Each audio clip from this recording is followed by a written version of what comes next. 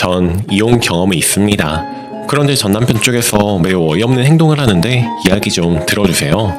전 남편과의 문제로 성격이라든지 갈등이 심하던 중 남자가 외도를 일삼아서 임신 중이지만 이혼을 했고요. 현재 애는 제가 키웁니다. 양육권 문제로 엄청나게 싸웠는데 이건 원만히 해결됐습니다. 아이를 한 달에 3번 보여줍니다.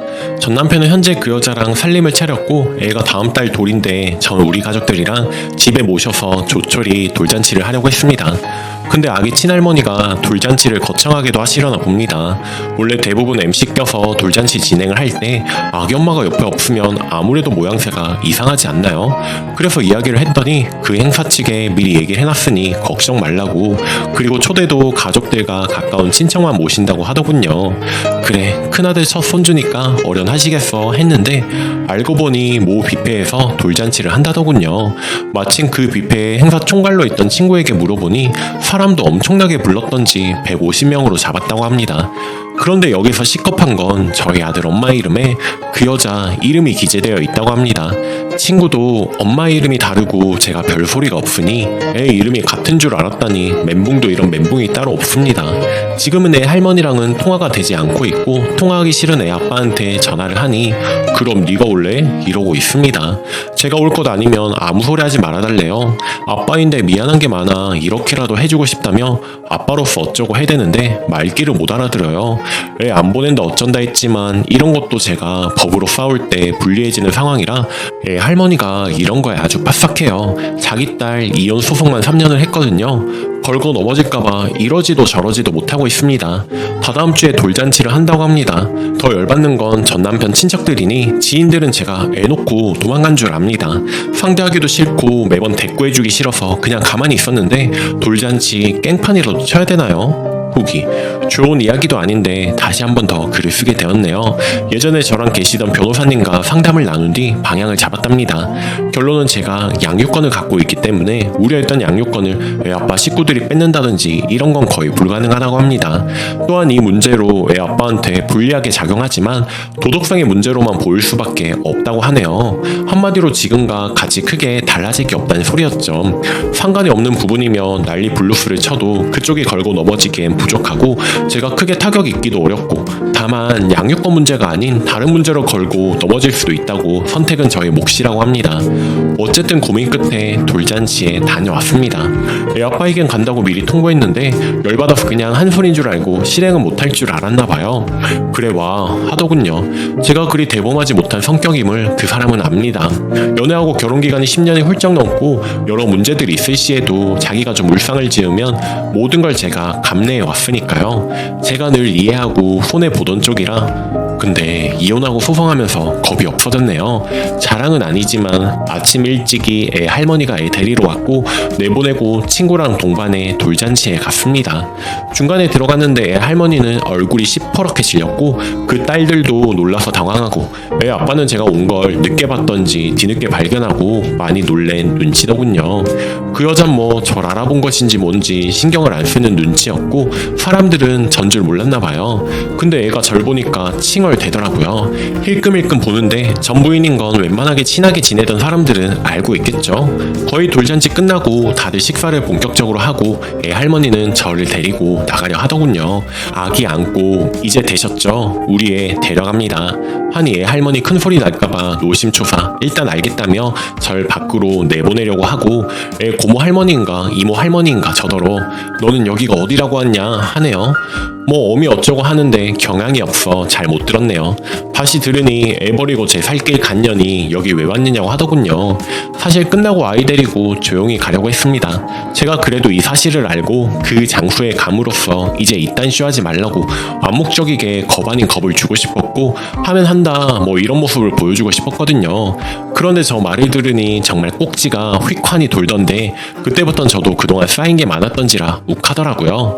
애는 원래부터 내가 키웠고 애 낳을 땐 오지도 않은 것들이 무슨 자격으로 홍계질이에요. 불륜녀를 우리 애 엄마로 이룬 걸고 돌잔치하는 막장 집안이 어디 있어요. 사람이면 못할 짓인데 그 꼴 내 눈으로 확인하러 왔습니다. 왜요? 부끄러운 줄 알면 다행이네요. 그리 뒷말하기 좋아하시는 양반들이니 원하시면 제대로 알고서 씹어대세요 했네요.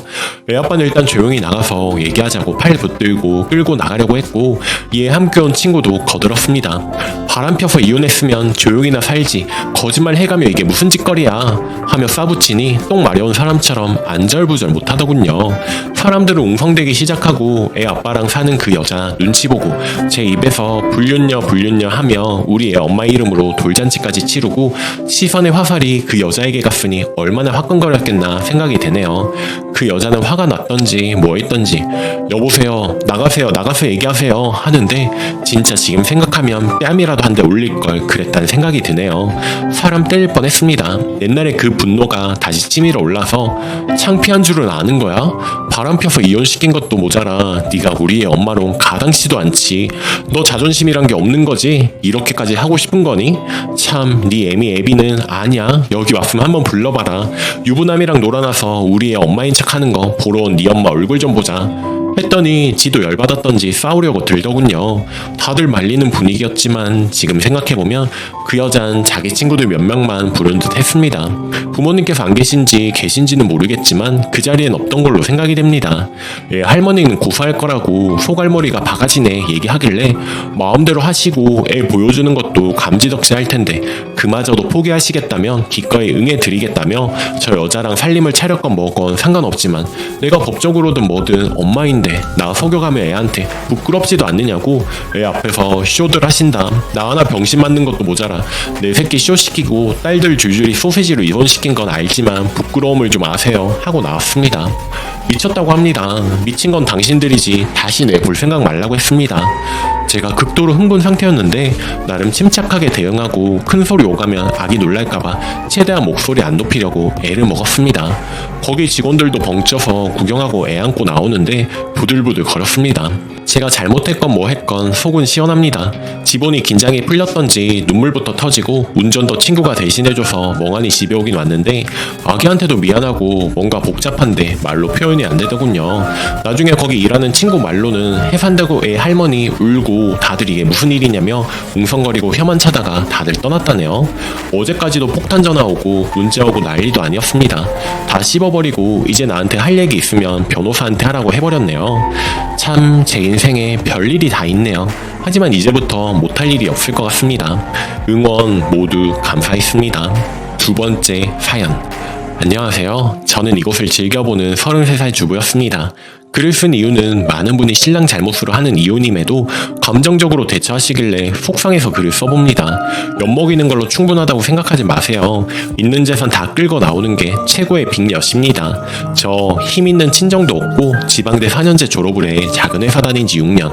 아이 가지면서 그만두었습니다. 이제 사회에 다시 나가기 겁나는 나이죠. 20대 후반에 2년 만난 남자와 결혼을 해서 노력해 3년 만에 가진 귀한 아이였습니다. 5개월 차에 주말에 친정 간다고 신랑 차에 시동을 켰어요. 차에 블랙박스 용량이 다 찼다고 포맷과 취소 버튼이 뜨더라고요. 평소라면 취소 버튼 누르고 주행했을 텐데 그러면 뒤에 있는 것부터 지워지고 새로 녹화가 되거든요. 그런데 그날은 취소 누르고 다음 주행 때 안 뜨도록 몇 개만 지워주려고 목록에 들어갔습니다. 왜 그런 거 있잖아요. 생각 없이 평소와 다르게 행동하는데 꼭 뭐가 걸려 올라오는 거, 그런 거였습니다. 그런데 생각해보지도 못한 소리들이 들리더라고요. 여보 하는 소리도 들리고 남편이 딴 살림 차렸나 보다 하는 생각뿐이었습니다. 알고 나면 보이는 거 있잖아요. 그래서 그 근래에 신랑이 그래서 그랬구나 퍼즐이 맞춰지더라고요. 시모랑의 일도 많지만 이혼 결심은 신랑의 외도라서 시모 일은 적진 않을게요. 유별난 시모 잘 막아주던 신랑이 그 근래에 변했거든요. 내가 임신해서 관계도 안 해주고 히스테리 많이 부려 그런가 보다 생각했는데 딴 여자랑 새살림 생각하던 거였나봐요. 손이랑 심장이 막 다 떨리는데 다른 동 주차장으로 옮기고 다 맞습니다. 바로 전날 밤까지 같이 있으면서 나 애 낳으면 애만 받고 바로 내쫓자는 둥, 여자가 애 낳기 힘들다던데 갓난 애기부터 키우면 괜찮을 것 같다는 둥 하는 망언들을 주고 받더라고요. 여자랑 얘기하는 영상은 3개밖에 나오지 않았지만 저거 하나면 빼박 아닌가요? 일단 생각 정리를 했습니다. 이혼할 것인지 덮어줄 것인지 사과받고 다시 살 것인지. 이혼이 답이었고 증거 착실하게 모으기로 했습니다. 일단 메모리카드 빼서 영상은 바로 복사해두고 삭제하지 않고 다시 꽂아놨어요. 틈틈이 카톡 수집하다 보니 여보는 애칭이었고 만난 지는 1년 정도 더 됐더라고요. 증거 모으는 데는 한 달이면 충분했습니다. 내비게이션으로 자주 간 장소 확인하고 회사 어딘지 알아내는 건 1도 아니더군요. 그리고 아는 거 없는 저 이혼 변호사를 찾아갔습니다.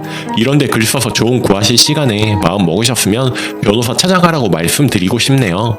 정말 법에 대해 하나도 모르는 제가 방향을 잡아가고 있었으니까요. 증거 다 모으고 녹음기 작은 거 사서 저녁에 신랑과 대화를 시작했습니다. 나 바람 피웠다는 거 다 알고 있어. 그 여자랑 살고 싶은 거야. 로 담담하게 얘기하니까 침묵하다가 지도 담담히 그렇다고 하더라고요.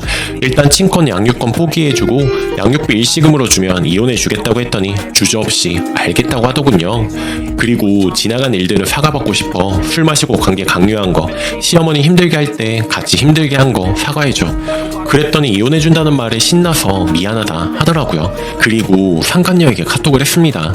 이혼해주기로 했다. 같은 여자로서 미안하지 않느냐 했더니 미안하다고 하더라고요. 언제부터냐니까 2년 다 되어간다고 이거로 중요한 증거로 자백을 받고 그 길로 중요한 짐을 싸서 친정에 옮겨놓고 소송을 시작했습니다. 그 여자는 일하는 회사 1층 카페, 참고로 2층부터 4층까지 회사인 상가 건물입니다. 아무튼 거기서 점심을 다 먹을 때쯤 가서 다짜고짜 미친 사람처럼 아르바이트생한테 죄송한데 제 부탁 좀 들어주세요. 사장님한테 말해서 저 일 좀 시켜주시면 안 될까요?